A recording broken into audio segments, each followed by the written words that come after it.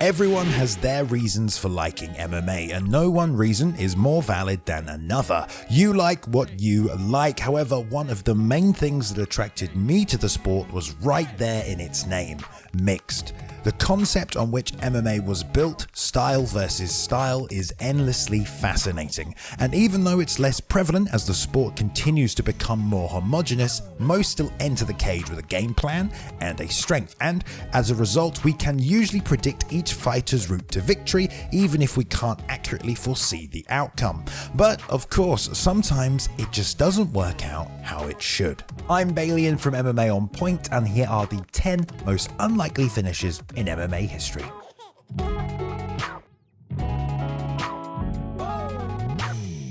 Number 10. Anthony Pettis vs Charles Oliveira. When Anthony Pettis and Charles Oliveira met in 2016, they were both at a crossroads. Showtime was out of luck at lightweight and decided to try to find some success 10 pounds south, whereas Du Bronx would soon be told he needed to relocate up to the division Pettis was escaping. You see, while he successfully made weight here, he'd miss it badly the next time, weighing in 10 pounds too heavy, and as a result, the Pettis fight would be his last at 145. It'd also incidentally give Showtime one of his best aged victories ever. Oliveira was a jiu-jitsu phenom ever since he joined the UFC. He began training at 12 and was awarded his black belt by George Patino and Erickson Cardozo 10 years later, after submitting Eric Wisely with a calf slicer. He then repaid them with 5 strangulations in his next 6 victories. But Pettis, to his credit, was no dunce on the ground either. Although not a black belt yet, he did get that spectacular armbar against then champion Benson Henderson. The chances of him catching Charles was slim, yet that's exactly what he did. In a competitive fight, Oliveira got an ostensibly crucial takedown in the third, and from there he'd secure side control and almost took the back, but in a rare lapse of judgment he went body triangle instead of hooks, allowing Pettis to get on top before a reversal landed Oliveira in Pettis' guillotine, forcing the black belt to tap out. Number 9. Anthony Hernandez vs Rodolfo Vieira. So here are some of Rodolfo Vieira's Brazilian Jiu-Jitsu accomplishments. 4 first place divisional finishes and a one-time absolute division victory at the Mundials, aka the most prestigious BJJ competition known to man. 3-time winner at the UAE JJF Abu Dhabi World Pro, where he also conquered the absolute division twice. Top honors at the IBJJF Pans Championship as well as their European Open, and victory at the ADCC World Championships in 2015, which would mark the end of his jiu-jitsu run. At least for now, anyway. Now, here are Anthony Hernandez's jiu-jitsu exploits. Nothing. Oh, man. Still, despite that and the fact that no ADCC champion has been tapped in the UFC since 2011 when Frank Mir tapped Roberto Traven, Hernandez shocked the MMA world at UFC 258, guillotining Vieira, the man ironically known as the Black Belt Hunter. Granted, there were some caveats. Firstly, MMA isn't sport jiu-jitsu and strikes change things, and secondly, you can't dismiss that Vieira was absolutely exhausted by the end of the first round. Nevertheless, don't take anything away from Hernandez. That was an extraordinary feat, and he surely got that stripe on his purple belt. I hope I got that first stripe on that purple belt, man. And you quit fucking playing with me, Jim. Number 8. KHALIL Rountree Jr. vs GÖKHAN SAKI. When GÖKHAN SAKI signed with the UFC in 2017, there was little doubt it was an experiment of sorts. He had only tried MMA once back in 2004, and it was pretty much by accident. Answering a call from his kickboxing coach, he accepted a fight for later that day, only to find out that it was an MMA bout, not kickboxing. When he arrived, he fought anyway, although it didn't actually go his way. He'd returned to kickboxing and quickly made a name for himself with a combination of technique, power, and especially speed. And by the time he set his sights back to MMA, signing with the UFC, he was 83-12-1 with 59 knockouts in kickboxing.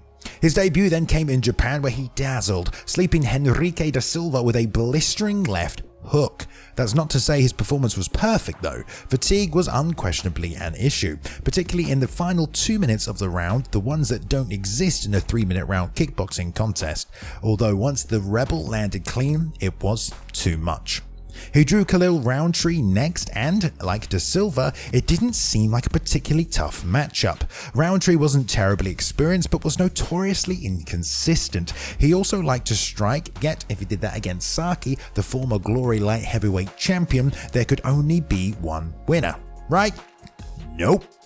Rountree, in a kickboxing match, countered a low kick and dropped SAKI with a left straight before finishing him off with strikes on the ground. Number 7. Randy Couture vs Chuck Liddell. A week shy of 40 and on a 2-fight losing streak, having brutally lost to two relatively modern heavyweights in Josh Barnett and Rico Rodriguez, it wouldn't have been crazy to suggest that Randy Couture was a relic heading into 2003. But when the narrative opened up for him to prove that wrong at light heavyweight, of course, Captain America was ready. Chuck Liddell, who was the top contender at 205 for what felt like an eternity, was slated to challenge the champ Tito Ortiz at UFC 43, but there was a problem. Ortiz, who had allegedly been ducking Chuck for years, turned it down, claiming that his friendship with Liddell was worth more than the paycheck. The Iceman disagreed, but with Ortiz playing hardball, a spot opened up for somebody to meet Chuck for an interim title. Who could it be? Enter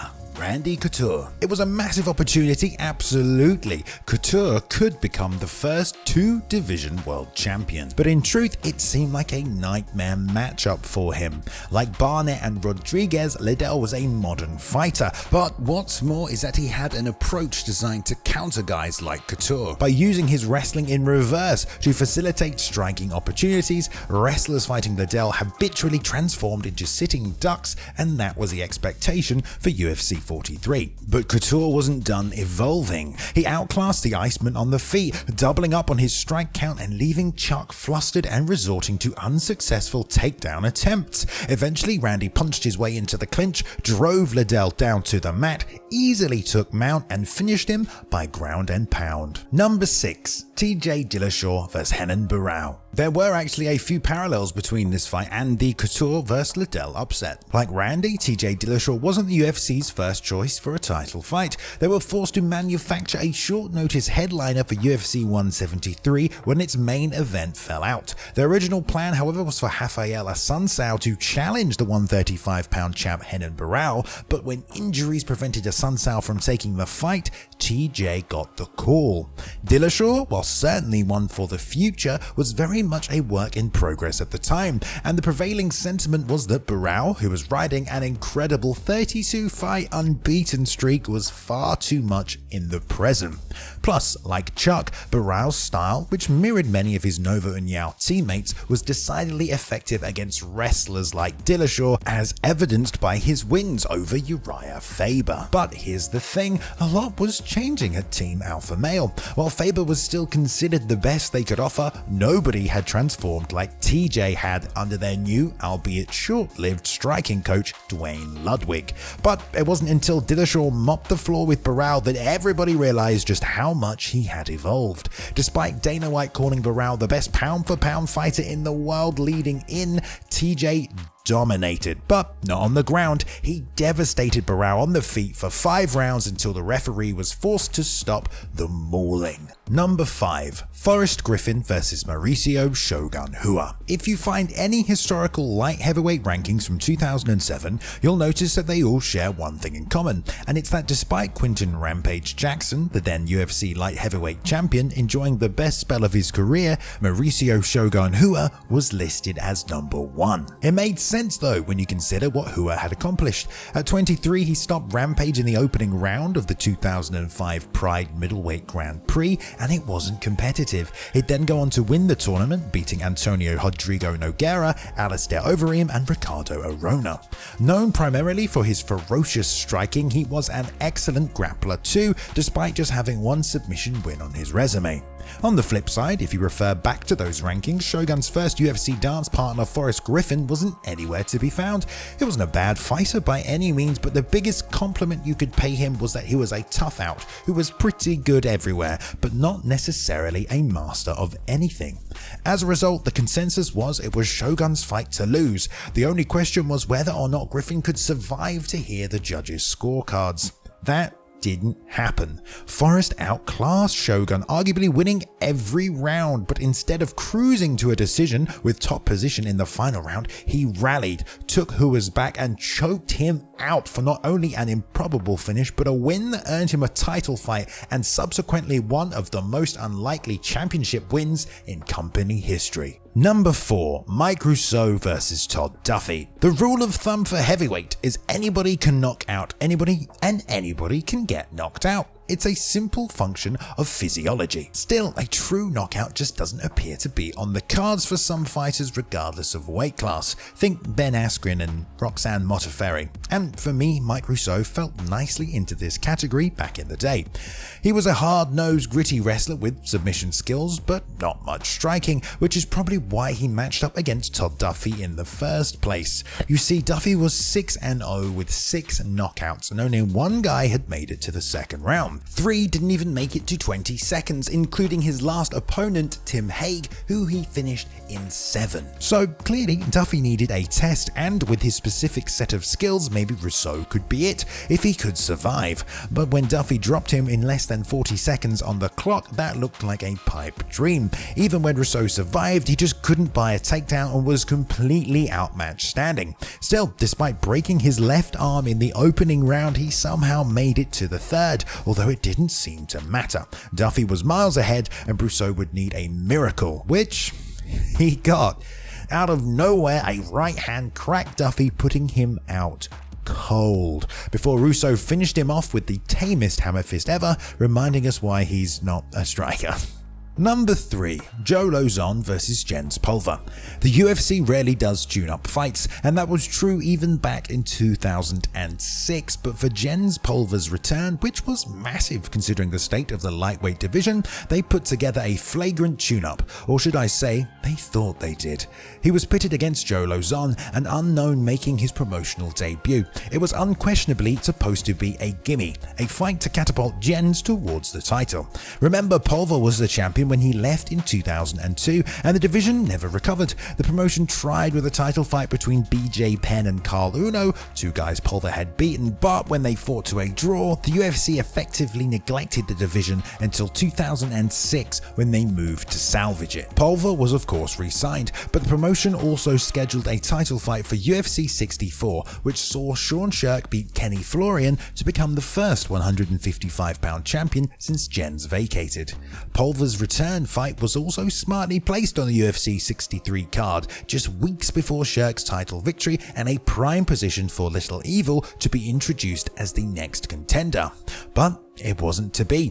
Lauzon, known only for his ground game, was given 0 chance standing by Joe Rogan on commentary, but shocked the world, stopping Pulver by strikes in just 48 seconds. Lauzon would subsequently appear on Tough as a cast member, a season Jens served as a coach, all but confirming that Lauzon was never supposed to win. And if you're still unconvinced, Lauzon even verified it on Reddit. Number 2. Matt Serra vs Georges St-Pierre. Matt Serra's road to a UFC title was as novel as it gets. Having gone 4-4 in the promotion, he was offered a spot on The Ultimate Fighter 4, The Comeback, a season featuring a cast that had fought in the UFC but failed to make any inroads. The show would feature middleweights and welterweights, with the winners earning a title shot. Serra, along with fellow grappler Travis Lutter, ultimately prevailed in the finale, which went down just a week before Georges St-Pierre regained the 170-pound belt, knocking out Matt Hughes and setting up one of the most unlikely UFC title fights ever versus Serra. St-Pierre at 13-1 was a phenom, good at pretty much everything except promos. Not impressed by your performance. And he had not only beaten Hughes, avenging his only loss, but also Sean Sherk, Frank Trigg, Carl Parisian and BJ Penn, the latter 2 of whom had already beaten Serra. The only perceivable upside for the New Yorker, who was a black belt in jiu-jitsu under Renzo Gracie, was that GSP's only loss came by way of submission, but even that would have been shocking given St-Pierre's improvements since then and his size advantage. Nevertheless, that would have been nothing compared to what actually happened. Matt Serra TKOing GSP in the first round, forcing George to tap. Number 1. Gabriel Gonzaga vs Mirko CRO-COP. Was there any doubt this would be number 1? It'd be list-making malpractice if it wasn't, and for good reason. Gabriel Gonzaga knocking out MIRKO CRO-COP by head kick of all things really is MMA's ultimate twist. It's our I see dead people's reveal, and that's not just because Gonzaga bodied CRO-COP. Surely you know the story, but for those who don't, here's a quick primer. CRO-COP was a striker renowned for his kicks. They were basically his not-so-secret weapons, helping him win countless accolades including the 2006 Pride Openweight Grand Prix, his crowning achievement as a mixed martial artist. Gonzaga, being a heavyweight, was blessed with some inherent power, but he was no striker. He was a grappler by trade, so one would assume that success would come as a consequence of those skills. Although against CRO-COP, even that was a long shot, given MIRKO's ability and experience fighting guys ostensibly far better than Gonzaga, who, with just 8 pro fights, was still new to the game. But Gonzaga decided to flip the script that night, landing a head kick which put CRO-COP out cold. It was a finish MIRKO would have been proud of if he wasn't on the devastating end of it. Thank you to the writer of today's video, Rob Palin. You can follow him on Twitter at @TheRobertPalin. And a big shout out to Lotten the Casual Veerkant for editing today's video, and you really should follow him at Lotten_Veerkant on Twitter. Shout out to Ben Rosette and the excellent music he provided during the intro video. His music can be found on streaming platforms everywhere. There is a link in the description, and follow him at Ben Rosette on Instagram and on Twitter. Thank you very much for watching everyone today. Please go ahead and like and subscribe if you did enjoy the content. We upload at least 3 videos every week for your viewing pleasure. Go ahead and leave a comment below if you want to join in the discussion, and follow us on Twitter at MMA On Point and myself at Balian_plays. You can now jump in and join the community Discord as well if you want to continue the discussion further, and I hope you've enjoyed yourselves. I'll see you in the next one.